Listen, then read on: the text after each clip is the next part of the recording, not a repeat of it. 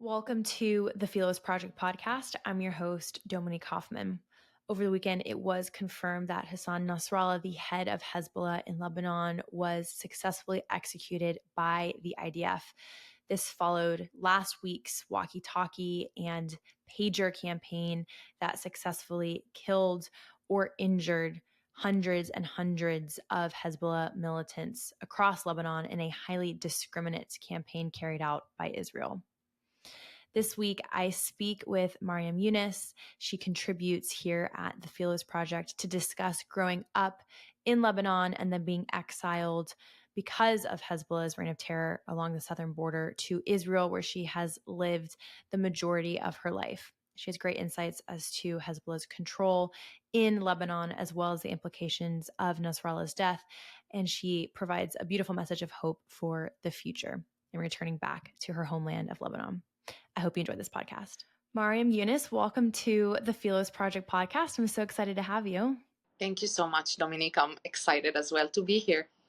I want to plug your video that we have up on, because you contribute to the Philos Project, and it did so well talking about Nasrallah's death. So I just wanted to congratulate you on that, and then also encourage anyone listening, if they haven't already, which I'm sure they have, to go watch that video, because we're going to talk a lot about what you talked about there, but in more detail today. Would you maybe just tell the audience your background, your connection to Lebanon, and then Israel as well?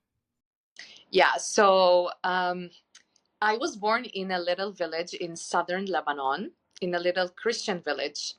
And my dad was part of the southern Lebanese army, which was the last army that actually fought Hezbollah on a Lebanese soil. And we were supported and funded by Israel. Because Israel was in Lebanon during the 90s. And in 2000, Israel decided to withdraw from southern Lebanon. And my family, my dad, and obviously other southern Lebanese army veterans had to flee to Israel because Nasrallah said that whoever worked with Israel is a traitor and we will slaughter you in your bed. So it's either you stay and pay the price or you go away and never come back to Lebanon. And obviously, like, we took our stuff and we ran to the border. I was 5 years old back then. We thought it's going to be for a week or two until the Lebanese army will, seize control over the south. And then we will go back in some kind of agreement or whatever, But 24 years later, we are still here in Israel, and we grew up, we integrated in the Israeli society, and we assimilated to the Israeli society. But in the same time, we managed to preserve our Lebanese roots and identity. So I'm very much Lebanese and very much Israeli. I was celebrating, Hanukkah and Pesach at school, speaking Hebrew, and then speaking Lebanese at home and celebrating Christmas and Passover. So yeah, I grew up in both worlds, actually, as a Lebanese, exiled Lebanese, unfortunately, and as an Israeli with my friends and here in Israel. So growing up, having all this background and knowledge and living literally the events and knowing, following the news and, living everything in the Middle East, understanding Arabic and Hebrew, it just made sense to be this bridge between people. And that's what I try to do today, educate people, educate the Lebanese people and the Israelis on one another, and obviously promote and advocate for peace and multiculturalism in the Middle East. I love that. That's such an amazing story. Could you speak, here in the West, one of the arguments against Israel is that they've, killed Palestinian Christians. We've heard Tucker Carlson and Candace Owens. I don't know if they've made it all the way over to Israel, if you've seen some of their hot takes, but one of their criticisms is that Christians are persecuted in Israel. Could you talk about your experience living as a Christian in Israel? Yeah, of course. I mean, I don't know how many people know, but Christianity is the most oppressed religion in the world currently. And obviously, through the years in the Middle East, Christians were very weak, especially after, the Muslim invaded this region, and the Ottomans that worked very hard to, eliminate Christianity. And overall, the changes, like economical changes, political changes that we have here in the region, that led people to flee and to be displaced, and to move all over this region, searching for better future. So when Israel was created, or established, when Israel was established, of course, many Christians felt that they need to flee because people were in war with each other's here. The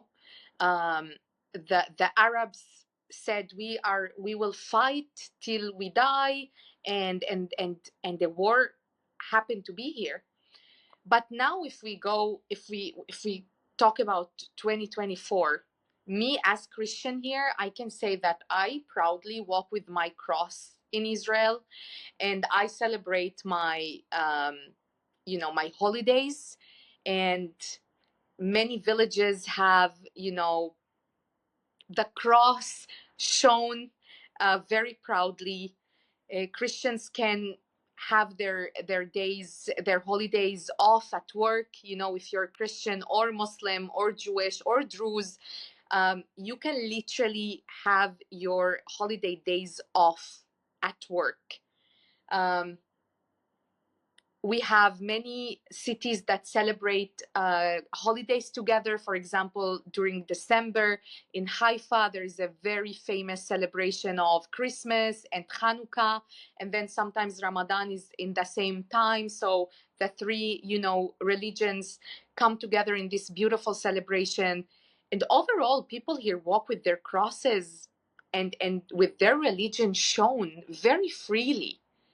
So this is how I see it. I can say that as Christian here in Israel, what we lack a strong leadership, a strong Christian leadership that literally takes care of Christians' problems, not as Arabs, not as Palestinians, not as Arabic speakers, but as Christians, because obviously as a tiny, tiny, tiny minorities, the Christians here are only 2% of the population, of the Israeli population in Israel. We are like a minority within a minority, and it's very hard sometimes to see our problems and to address them correctly because we don't have a proper leadership. And also Christians here are very successful, like socially, economically, educationally. We have like high rates of graduates, and the socioeconomical level of Christians here in Israel is very high. So many times it seems like, oh, Christians, they don't have problems. They are very successful minority. They are very liberal, very modern, very westernized. But we do have we do have some issues that need to be addressed, and this is how I see it here in Israel. So this is my take on it. That's an awesome take. That's something also that here in the West, we don't have that perspective about having little representation in the government. So thank you for sharing and adding that. Also, if I can add something, is the fact that we were kind of wiped out from the Middle East. Like when people think about the Middle East, they think mostly about Muslims and then about Israel. So it's mostly a conversation between Jews and Muslims and Christians, that this was the place that Jesus was born. He was an Israelite. He was born in Judea. This is the place of birth of Jesus Christ. So not taking us in consideration about the Middle East, or like thinking that a Middle Eastern is probably or surely Muslim, or I don't know, if he's Israeli then he's for sure Jewish, is just showing how propaganda and how narrative works on us, and our voices in, like, our voices are so important to educate people about Christianity in the Middle East, whether in Israel or in Lebanon or in other parts of the Middle East, that we are an oppressed minorities. And let me not start talking about Christians in other parts of the Middle East and the, you know, horrible issues and problems they are facing um, with their own governments and especially with Islamists and radicalism. Mm. We'll have to do a whole other episode on that. Could you speak about Christianity and the history of Lebanon? I know that kind of during the process of decolonization and the creation of the state of Israel, and as modern nation states formed in the Middle East, it's my understanding that there's even conversation that Lebanon would be the first Christian nation in the region. And obviously, what it is today is very different. So, what's the history? And then, how has persecution under Hezbollah led to either a diminishing minority or maybe people being persecuted, not as vocal about their faith? Yeah, so I'm not a history teacher, unfortunately. So I'm gonna take you through the history very, very fastly and very vastly. So if someone want to know better and more, I encourage you guys go and read about it, because it's really fascinating and it's full of details that it just sometimes overwhelming. What I can say is that yes, Lebanon was established by Christians, specifically Maronites, and it was a Christian majority country, and we got our independence from France. And we got it because we were Christians and we were very supportive of the French mandate on us, and we were in very good relations with the French people, that I think they thought that having a Christian country in the Middle East is a great idea. So we got our independence from the French people. And I do have to say here that the Maronites are indigenous to the land. So we have been here for 1,000 years. We are some call themselves Phoenicians, some identify as Canaanites, Aramaic, Syriac, and so on. And also our language is very influenced, like our Arabic is very influenced by, you know, Syriac, Aramaic, and so on. So we have been here, we are indigenous to this land, and we were in particularly in Mount Lebanon, which, by the way, Lebanon means the heart of God in Aramaic. So it's like, you know, and it's mentioned a lot in the Bible, and they had like the Phoenicians or the settlers of Mount Lebanon. We have very close ties to the Jewish people, and the temple was built with the cedar trees and so on, you know, and the kingdom of Israel had through the years many connections with the Phoenicians in Lebanon, like the king of Sidon and so on. So we have a history here between these two countries. The ties are very close. So the problems in Lebanon actually started, like the biggest problem started in 75, or in the 70s actually, when in 1970, when the PLO was kicked out by the Jordanian king because they tried to overthrow the king there in Jordan, and they were displaced into Lebanon, changing the population in Lebanon from a Christian majority to, you know, Muslim majority, or not even majority, but like, you know, we were not the majority anymore. So we had these displaced people, militants, that decided they will operate from our state to fight Israel, creating a state within a state. And here in 75, the civil war broke, and it was horrible civil war, like, you know, Christians against Muslims, Shiites against Sunnis, Christians against even each other at some times, unfortunately.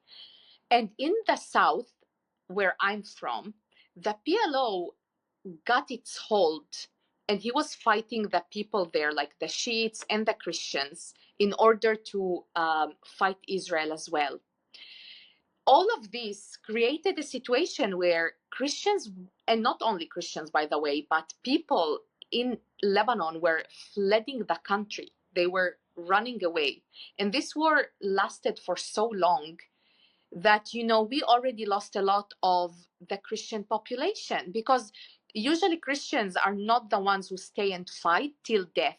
They say, I will take my kids. I have other countries. I'll go there. I want to live peacefully. I want to live, I just want to work. I want to have fun. I just want to live. I don't want to die. So usually Christians are the one who live, and they don't stay and fight till death, even though they should, in my opinion.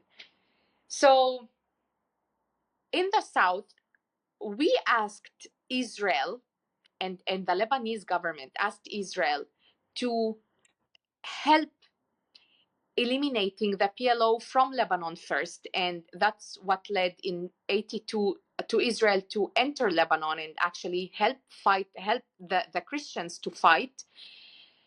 But then Israel stayed more than it should in southern Lebanon. So after the PLO were kicked out, Israel stayed in southern Lebanon.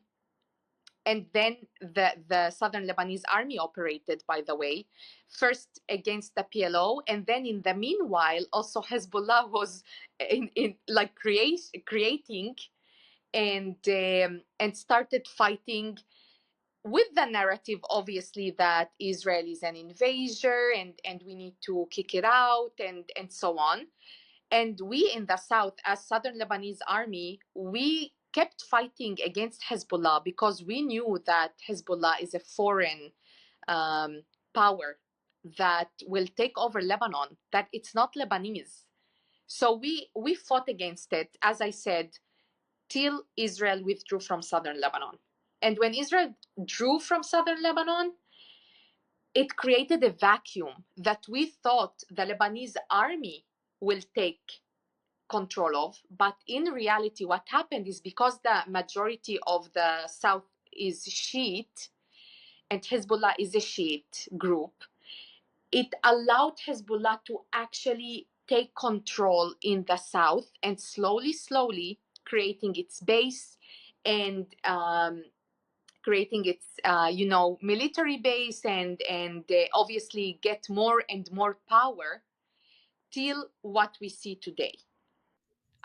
So that's really interesting to me. I did not realize that a lot of exiled or displaced members of the PLO made their way to Lebanon. So would it be accurate to say that a lot of members in Hezbollah are either Jordanian or Palestinian and not Lebanese?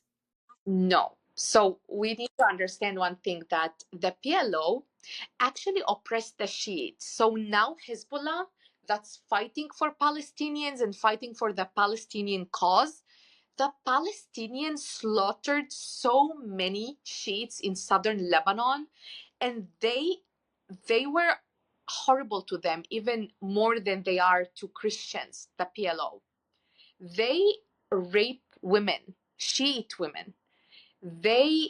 Because they were Muslims, and the Shiites are actually a very weak minority in the region, in Lebanon specifically.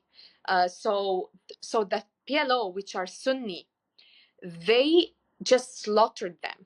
They were like, we are now the owners of this land. And that's what helped Hezbollah to uh, to actually seize more control, because when you are such an oppressed minority and someone comes with a lot of power and he's like, I'm here to protect you, I'm here to to fight for you.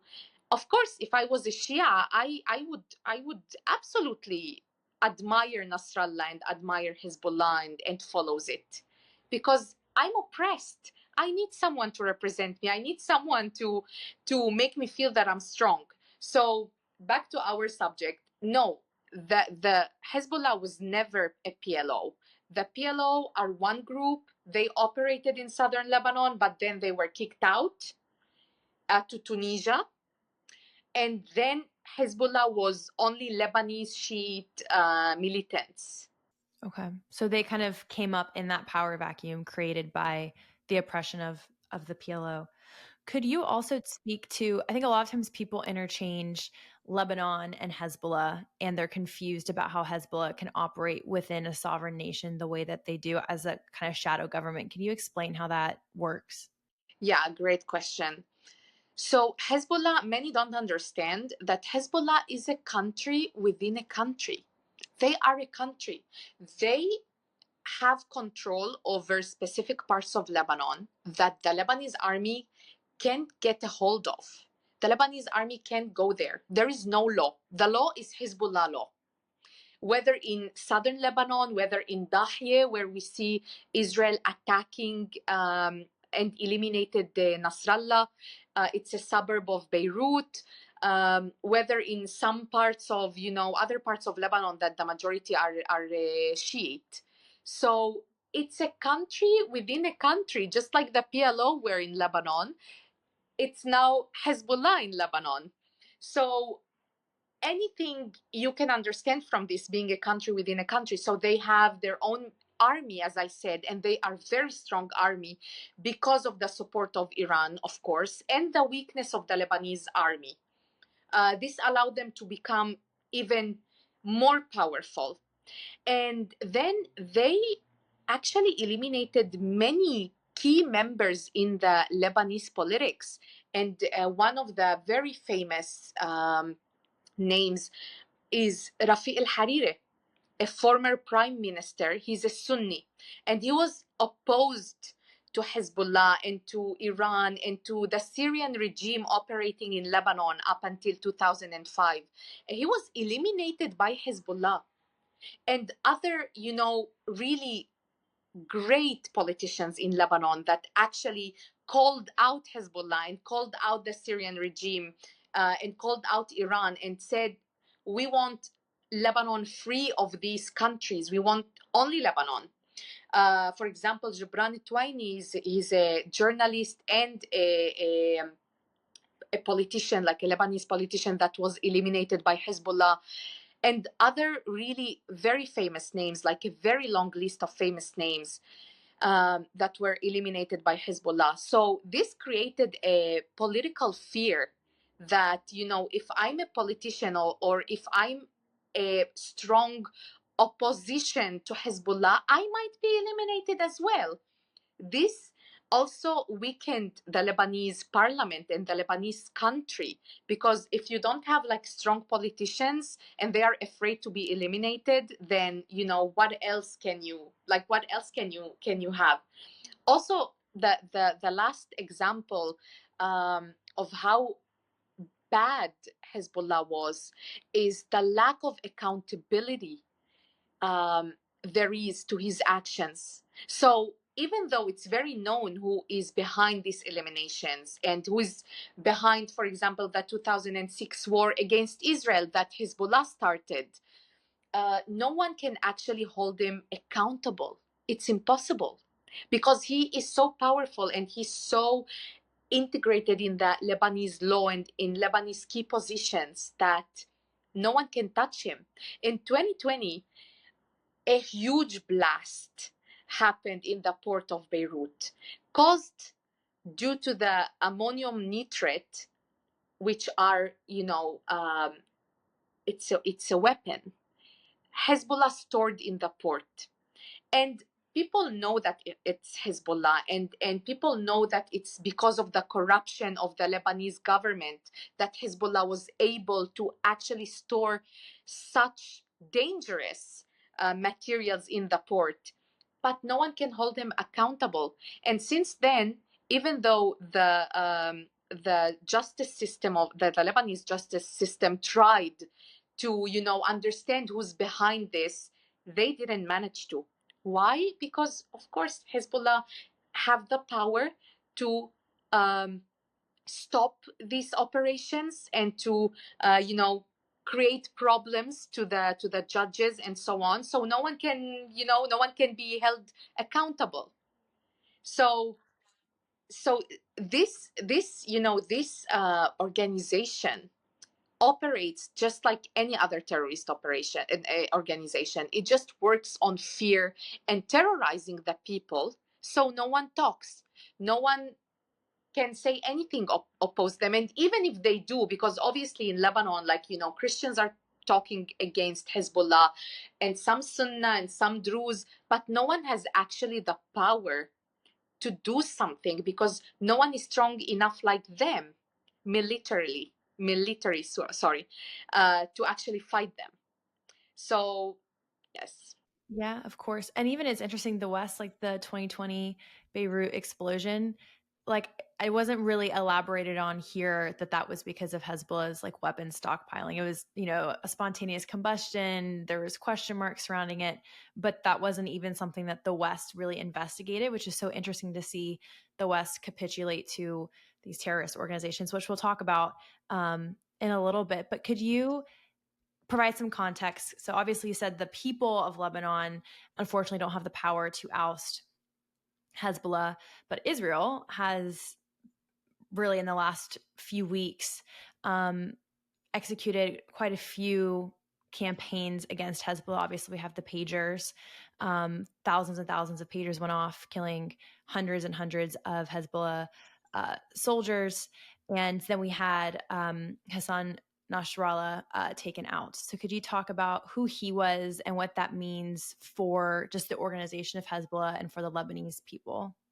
Yeah, Nasrallah he was the father of Hezbollah. He wasn't the one who founded Hezbollah, but he was the one who gave Hezbollah uh, the appeal it has today. He is the one that led Hezbollah to be this strong organization, this very rooted organization in the Lebanese and in the region politics.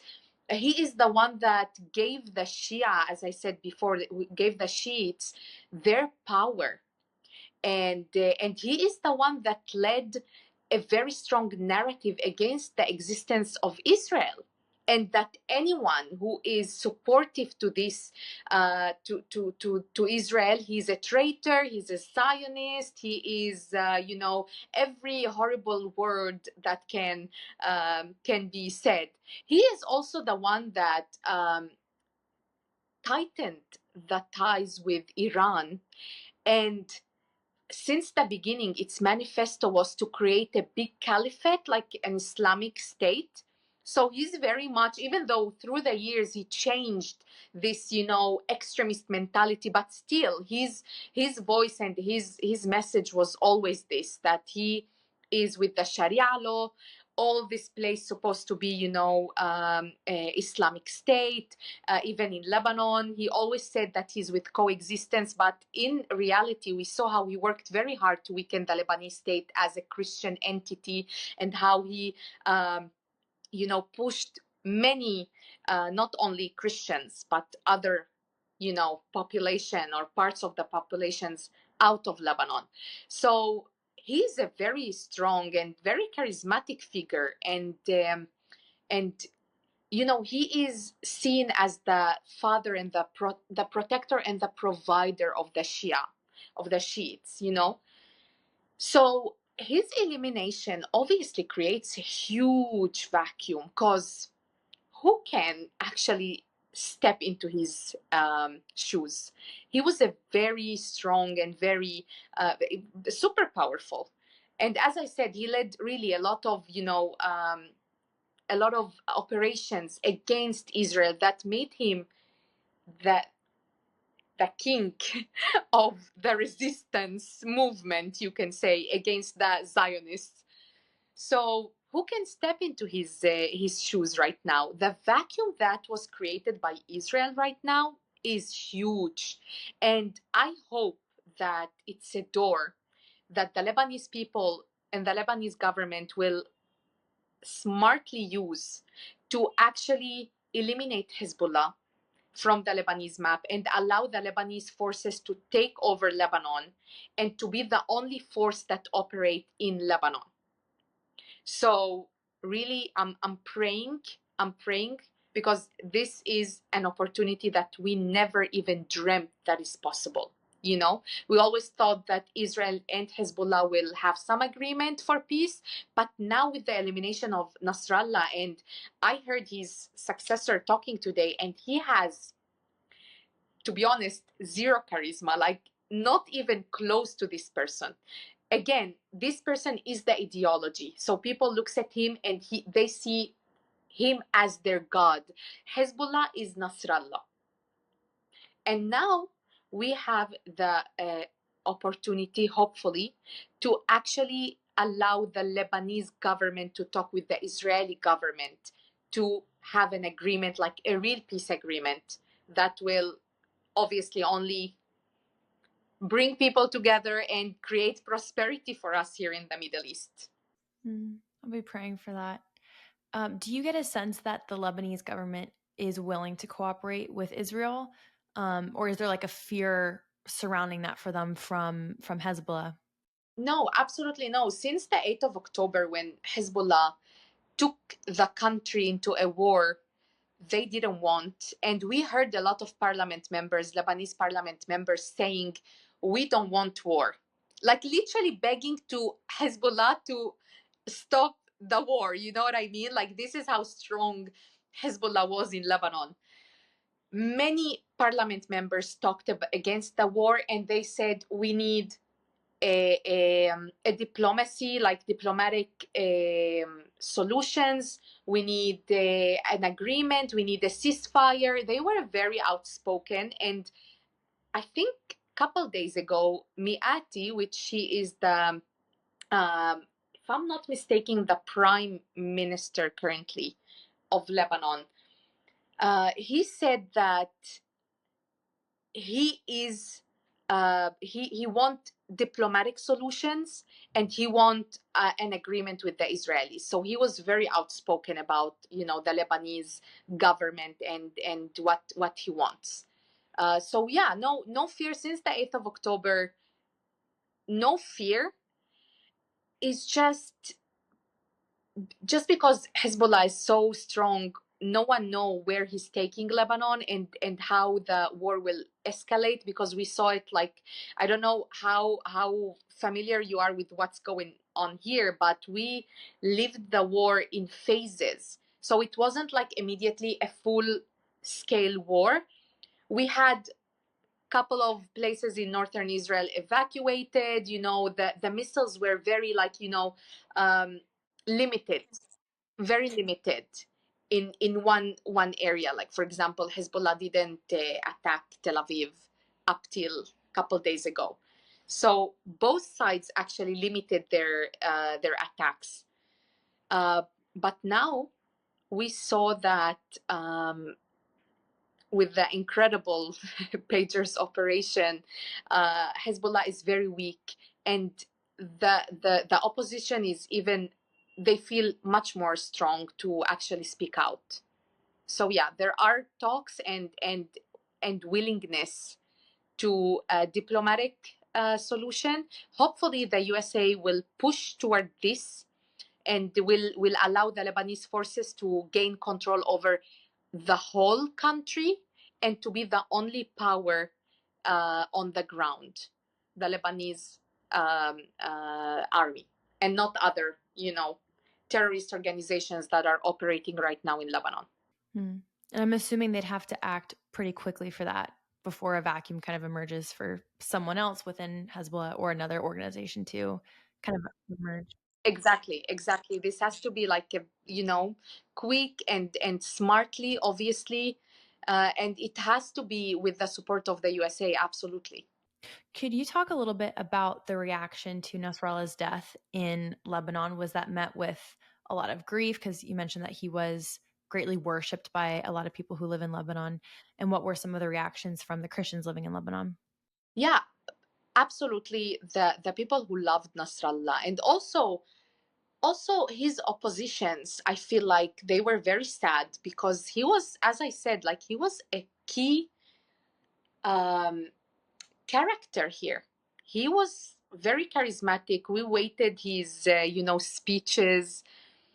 I can't imagine the ones within the Shiite group, like how they feel. Obviously, they are devastated and they are broken, and it's very understandable. Obviously, when you have like someone that you worship or you follow his ideology, and then suddenly he's dead. The person that you thought that he's will live for eternity suddenly is dead.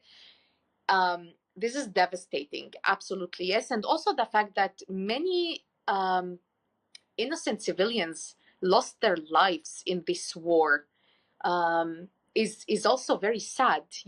Many people, like thousands, hundred thousands of people are displaced. It's very sad.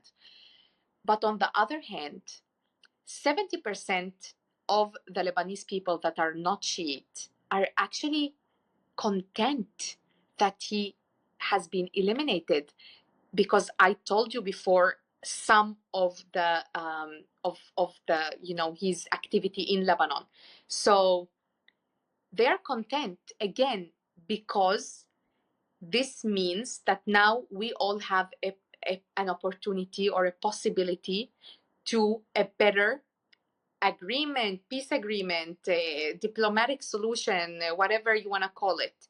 So they are very content. Also because he was responsible for the death of many people, and we can see the Syrian people celebrating in the streets, because actually Hezbollah, with the with Nasrallah's leadership, he was responsible for the death of 100,000 Syrians that opposed the Assad's regime in Syria.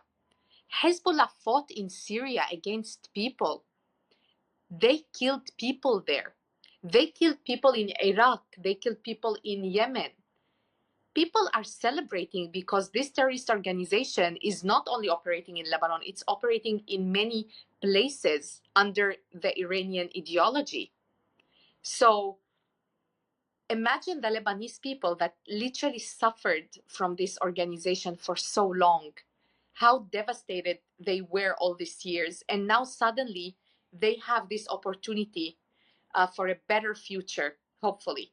So I can say that the majority are very happy that he was eliminated, and they have like a new hope, let's say, for Lebanon and for the region, obviously. I think it's important as well to emphasize the implications of this on the region, because Hezbollah is Iran's strongest proxy. And as you mentioned, they have their tentacles, so to speak, in other countries around the region. And I know that they also helped train Hamas for the October 7th massacres. So the fall of Hezbollah has far-reaching implications just for the security across the region, which I think is just important to remember. I want to get your reaction to a lot of people who are upset, blaming Israel and the United States. We've seen a lot of anti-American, anti-Israel rhetoric emerging, even in the Western media in the United States since Nasrallah's death. And there's this one video I wanted to play for you. This young lady is, I think she's pretty popular. She's been on Piers Morgan's show quite a few times. And what she had to say was just really surprising to me. So I'm just going to play it for you really quick. After nearly a year of genocide in Gaza, Israel has expanded its atrocities to Lebanon. Israel has been firing at Lebanon since October 8th, after Hezbollah began its precision strikes on Israeli military targets in solidarity with the people of Gaza. As the Israelis and Americans take a victory lap over the assassination of Hezbollah's Hassan Nasrallah and their carpet bombing of Lebanon, displacing 1 million people and bringing the country to the brink of catastrophe, many are terrified and wondering what comes next. Hezbollah has taken painful hits to its senior leadership, leaving many people shocked, and Israel and the U.S. confident about going all the way. Is Israel going to invade Lebanon? Is Lebanon going to become the next Gaza? What will Hezbollah do? What will Iran do? How does this end? This is ridiculous. This is ridiculous. She has a lot of very provocative things to say on social media. I don't know if you're familiar with her. Yeah, I am. I think I just watched one interview of her, and I was so irritated that I couldn't continue. On the 8th of October, it was Hezbollah who started firing missiles on Israel. After Israel had the worst terrorist attack on the 7th of October, when people were slaughtered in their homes, people were killed, kids were burned, citizens were taking hostages into Gaza. Houses were burned down to the floor by Hamas, ISIS. This is how I call them. On the 8th of October, Hezbollah decided, as an act of support, to start firing missiles on Israel. So this is the first inaccurate information she is saying in the video. And from there, it only gets worse and worse. So only knowing how she frames this just shows where she's going with the video. Saying that on the 8th of October, Israel started bombing Lebanon, this is completely inaccurate, because yes, it started fighting Hezbollah because Hezbollah fired missiles on Israel, again, as an act of support to Hamas. And Nasrallah said it in his own mouth. So it's not me who's saying this. So we know who's the one who started the war, if someone wants like a reason why this war started. And then through the last year, Hezbollah and Nasrallah speeches over and over again just showed us, and strongly, he strongly said that he will continue the war with Israel, even though the Lebanese government asked him not to, even though he knew that he's taking innocent people into a destruction. He was the one, he and his followers, that very much followed him like sheep, Yeah, we are with you. We will fight till we are dead, They are the one that went into this war knowing fully aware, 100% knowing what are the consequences. Because when you make a decision to go into a war, the consequences will probably be not only a collateral damage, unfortunately, but also to your people to be displaced, to your country to be destroyed, and to your leader to probably be eliminated. So I'm not even going to continue to comment on what she's saying. She's saying Lebanon will turn into Gaza. Listen, we can all agree or disagree with Benjamin Netanyahu and his government. We're not going to get into it. But Bibi, or Benjamin Netanyahu, was very clear in his last speech when he said that his war is with Hezbollah only and not with the Lebanese people. And we see it on the ground that they are attacking only Hezbollah bases, only Hezbollah, weapon storages, and only Hezbollah areas. And that's why other places in Lebanon are still thriving and living, and all through all the last year, they were thriving. Beirut was elected as the capital of parties during a war. Would it be the same if the war was against the whole Lebanese? Would the Lebanese feel safe if they didn't know that Israel will never hit them because it targets only Hezbollah? That's a question. I'm leaving it out there. And please educate yourself. This is pathetic. The people that are sad that he's eliminated or that Hezbollah will be wiped out are just pathetic. Like it's equivalent to, I don't know, Bin Laden, people being sad for Bin Laden's death. What is wrong with you? What is wrong with you? This is a terrorist organization. Well, we saw that. I don't know if you saw here in the United States, but around the time of October 7 last year, the Letter to America trend on TikTok was happening where people were crying over Bin Laden. And I was like, what is happening? No words. People are losing it. People are literally losing it. And excuse me, let me say it. People in the USA are losing their minds. They have lost a complete sense of what's a terrorist organization, what's the values that America stands for, what the values that we here in the Middle East want to stand for, and extremism, radicalism, Islamism, terror are not one of these. I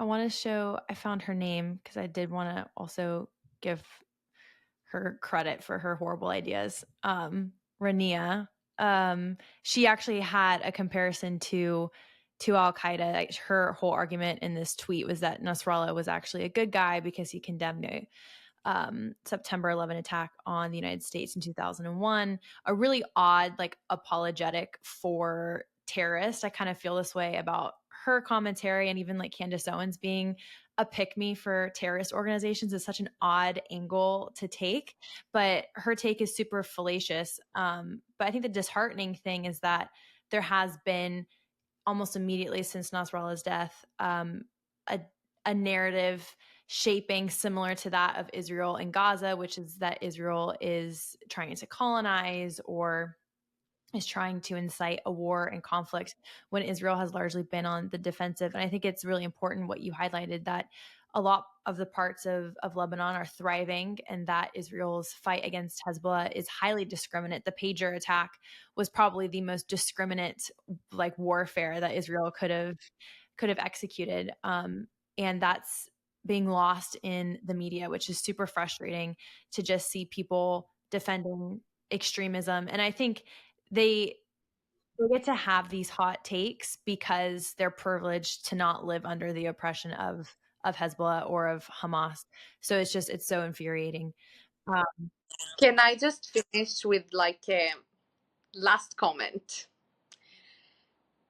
Israel got its legitimization to be a country from the world long time ago. And through the years, many agreements were signed between the Palestinians and Israel, between other Arab countries and Israel, between Hezbollah and Israel.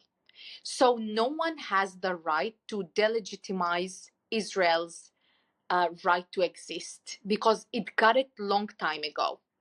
And I need you to keep in mind that all these terrorist organizations, they are not working for their people at all.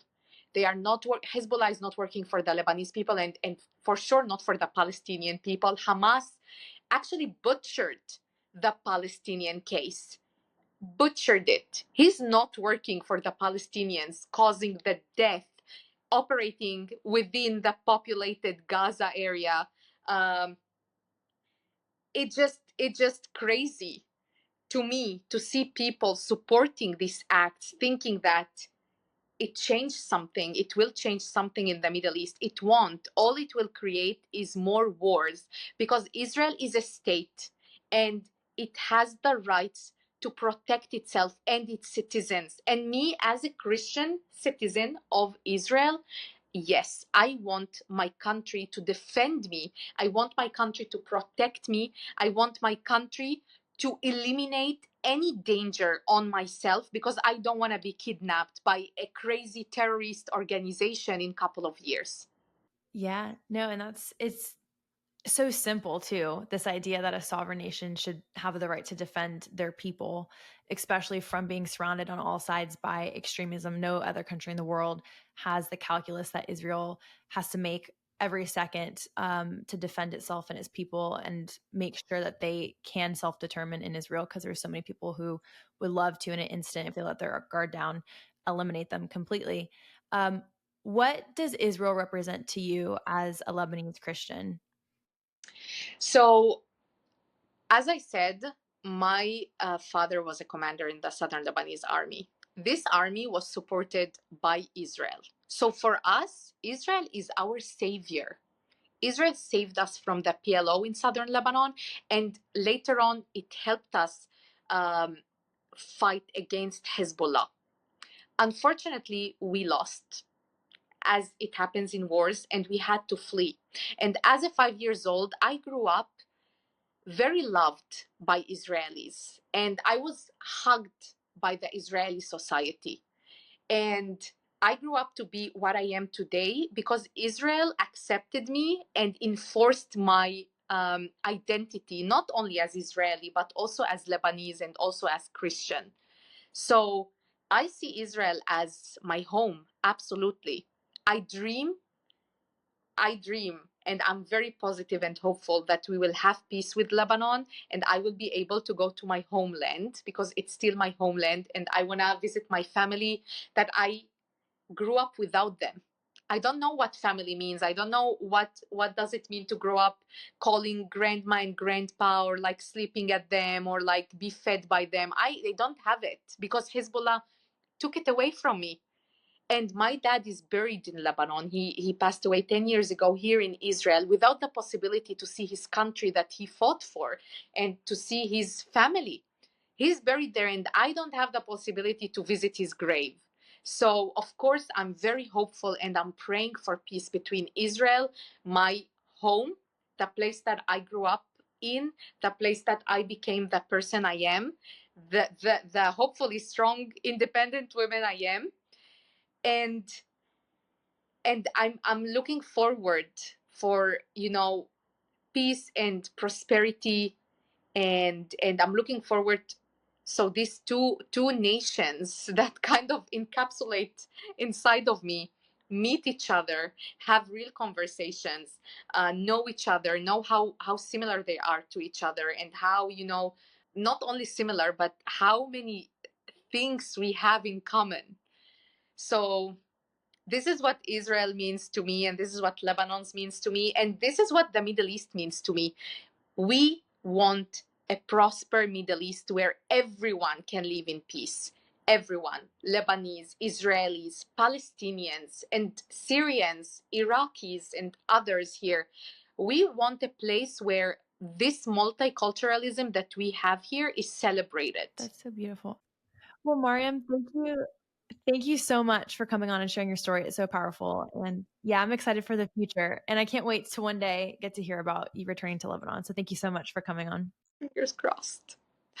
Thank you for tuning into this week's episode of the Fearless Project podcast. If you would like to learn more about Lebanon, I encourage you to head over to our Pathfinder courses. We have a course on Lebanon specifically and the history of Lebanon up into modern day. If you would like to hear kind of a short explanation on Nasrallah's death, I encourage you to check out Maryam's most recent video on our YouTube channel. It's only a few minutes and it's concise and would be a great refresher to today's episode. The Fearless Project podcast is a nonprofit, and educational offerings like this are free to the public. But if you feel so led to donate, there will be a link in the description box below. Like always, and if you're not already subscribed to the Fearless Project, please do for all future episodes. I'll see you next week.